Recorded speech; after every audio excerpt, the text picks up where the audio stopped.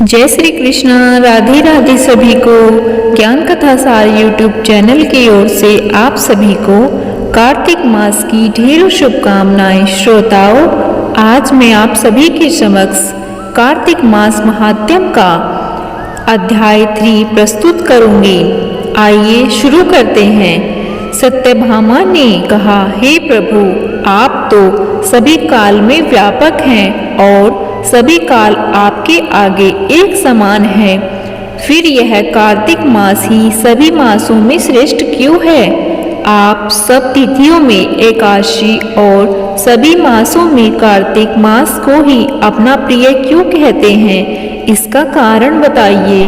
भगवान श्री कृष्ण ने कहा, हे भामिनी, तुमने बहुत अच्छा प्रश्न किया है। मैं तुम्हें इसका उत्तर देता हूँ, ध्यान पूर्वक सुनो। इसी प्रकार एक बार महाराज बेन के पुत्र राजा पृथु ने प्रश्न के उत्तर में देव ऋषि नारद से प्रश्न किया था और जिसका उत्तर देते हुए नारद जी ने उसे कार्तिक मास की महिमा बताते हुए कहा, हे राजन, एक समय शंख नाम का एक राक्षस बहुत बलवान एवं अत्याचारी हो गया था। उसके अत्याचारों से तीनों लोकों में त्राही त्राही मच गई।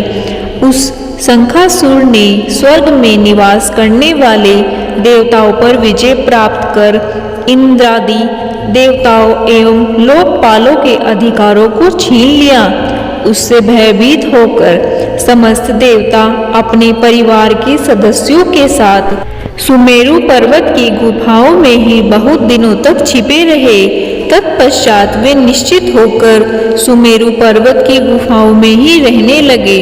उधर जब शंखासुर को इस बात का पता चला कि देवता आनंद पूर्वक सुमेरु पर्वत की गुफाओं में निवास कर रहे हैं, तो उसने सोचा, ऐसी कोई दिव्य शक्ति अवश्य है जिसके प्रभाव से अधिकारहीन यह देवता अभी भी बलवान है। सोचते सोचते वह इस निर्णय पर पहुंचा कि वेद मंत्र के बल के कारण ही देवता बलवान हो रहे हैं। यदि इनसे वेद छीन लिए जाएं तो वे बलहीन हो जाएंगे। ऐसा विचार कर शंखासुर ब्रह्मा जी के सत्यलोक से शीघ्र ही वेदों को हर लाया। उसके द्वारा ले जाते हुए भय से उसके चंगुल से निकल भागे और जल में समा गए। शंखासुर ने वेद मंत्रों तथा बीज मंत्रों को ढूंढते हुए सागर में प्रवेश किया, परंतु न तो उसको वेद मंत्र मिले और न ही बीज मंत्र। जब शंखासुर सागर से निराश होकर वापस लौटा तो उस समय ब्रह्मा जी पूजा की सामग्री लेकर देवताओं के साथ भगवान विष्णु की शरण में पहुँचे। भगवान को गहरी नींद से जगाने के लिए गाने बजाने लगे और धूप, गंध आदि से